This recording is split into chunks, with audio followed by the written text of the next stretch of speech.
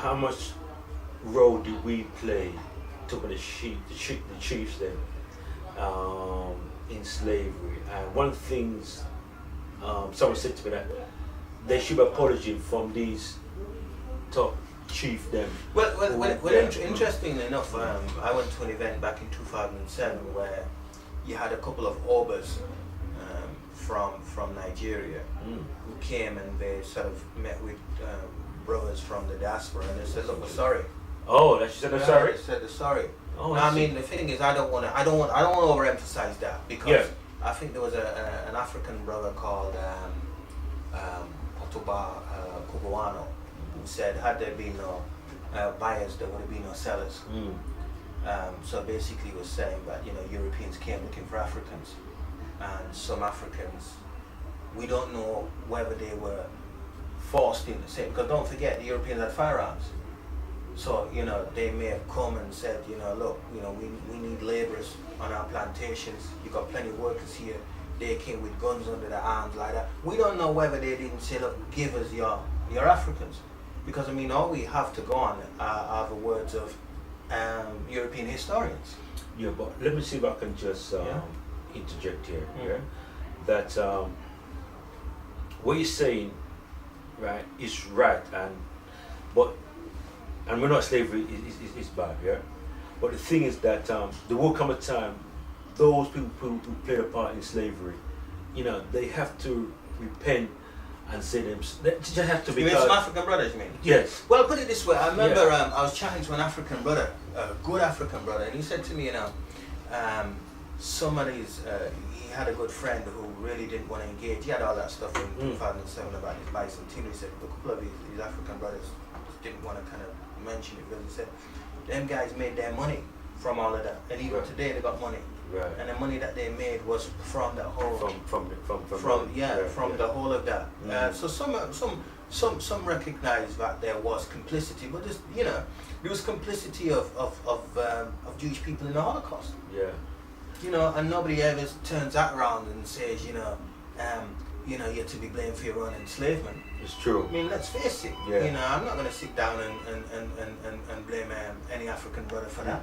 Because as far as I'm concerned, people came, like I said, they came looking for laborers. That's right. And we don't know the nature of that sale or that transaction. All we have to go on are the words and the comments of Europeans. Okay. And they would say, they gave them to me. You would expect them to say that. For instance, in the same way, that they said that, we enjoyed our enslavement because we used to sing on plantations. It's the same type of mindset. So you got to really be careful when you're reading into that whole complicity thing. Okay. Because the people who are saying have a vested interest in actually, quoting those things. So, in the same way, we know that, we were singing, if black people, if African people did sing on plantations while they were working, they weren't happy, and this whole notion that it was some kind of, some sort of, benign sort of system of labor. Well, we know it's not. It was violent. And the same way that, if they wanted laborers, they would tell people lies. Okay. Well, listen, let me just wind it though, because we covered so many things. There's quite a few things I wanted to speak about as well. I think like the TV and that stuff. But I wanted to talk about, the way forward from your perspective in terms of, what we should be doing right now in terms of moving forward. I mean, as a community, well, I think we need words and we need action. To put it crudely, We do. I mean, obviously it's good to talk. Some people say, well, talk is cheap, but education, informal, formal education. People say the truth. The brother mentioned truth set you free or whatever. But the fact is, if Bob said, if you know your history, then you know where you're coming from. Then you won't have to tell me who the hell do I think I am.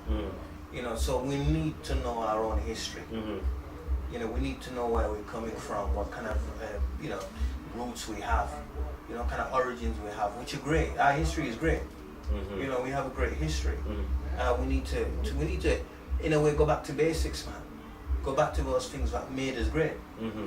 you know, we lost something. There's been a disconnect there, and I want to start going about colonialism and this and that. But we had something initially that, you know, I wouldn't say made us great. We were great, and then we lost it. So we need to regain that. Okay, my brother.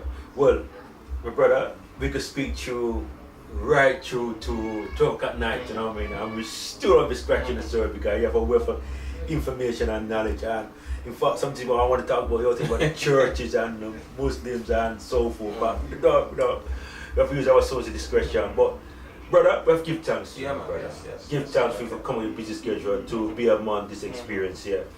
And as you said before, that I mean, our purpose is about really bringing the message to our people in the community, and that's why I give thanks to Brother Tony, as you know, the barber man for the shop. Give the space to express yourself and get the message out there. You know, so my brother. Yes. Okay. Peace. Give thanks. Which team you support?